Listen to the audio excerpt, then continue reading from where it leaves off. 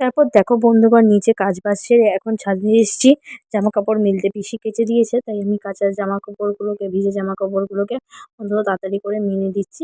মেলে দেওয়ার পর মাকে নিচে গিয়ে মা যেহেতু স্নান করা হয়ে গেছে মাকে যাবো খেতে দেবো, নিজেও ফ্রেশ হয়ে তারপর স্কুল মানে ছেলেকে আনতে যাবো। আর মিলতে মিলতে এটাই ভাবছি যে মা চলে যাবে তারপরে আমি ছেলেকে কি করে রাখবো, কারণ ছেলে তো এসেই কান্না করবে যে মা দিদি কেন চলে গেছে, দিদি কেন চলে গেছে, এরকম করে চিৎকার করবে, কারণ তার মনে মনে ইচ্ছা ছিল যে সেও ঘাটাল যাবে।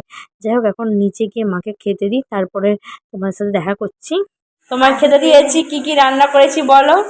আজকে আমার বড় মেয়ে রিম্পা রান্না করে রেখেছে, আমি ওর বাড়িতে এসেছি। একটা আলু বেগুন এইসব দিয়ে একটা পোস্ত মতন করেছে, তারপরে মাংস, চাটনি, এই সবই করেছি। ছোট ছেলেকে দিয়ে আর কিছু করতেই পারিনি কারণ ছেলেটার হ্যাঁ।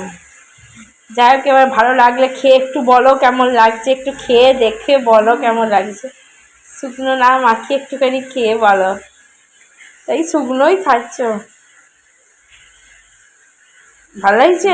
তারপরে শুনলেই বন্ধুগণ যেটুকু পেরেছি সেইটুকুই করেছি, কারণ তা একা হাতে তাড়াতাড়ি করে করছিলাম, তার মাকেও করতে দিইনি। যাই হোক তাড়াতাড়ি করে মাকেও সারছিলাম।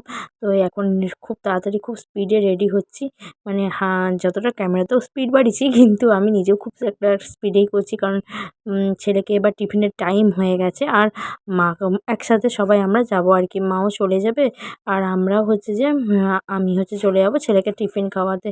তো সেই জন্য রেডি হচ্ছি। অনেকেই মানে হয়তো বলবে বা ভাববে যে তুমি এত কী করে করো, দেখো ইচ্ছে থাকলে সমস্ত কিছুই করা যায়। তো আমার ইচ্ছা আছে তাই আমি করছি। তো দেখো মা চলে গেল, মুখটা আমার একটু শুকনো দেখতেই পাচ্ছ, আমি আর দেখালাম না। মায়ের ওই কান্নার ভিডিও দেখলে বলবে কান্না করে ভিউজ নিয়েছি। তো ছেলেকে খাইয়ে এখন দেখো ছেলেরা মাঠে খেলাধুলা করছে। তো চলো দেখা হচ্ছে নেক্সট ভিডিওতে।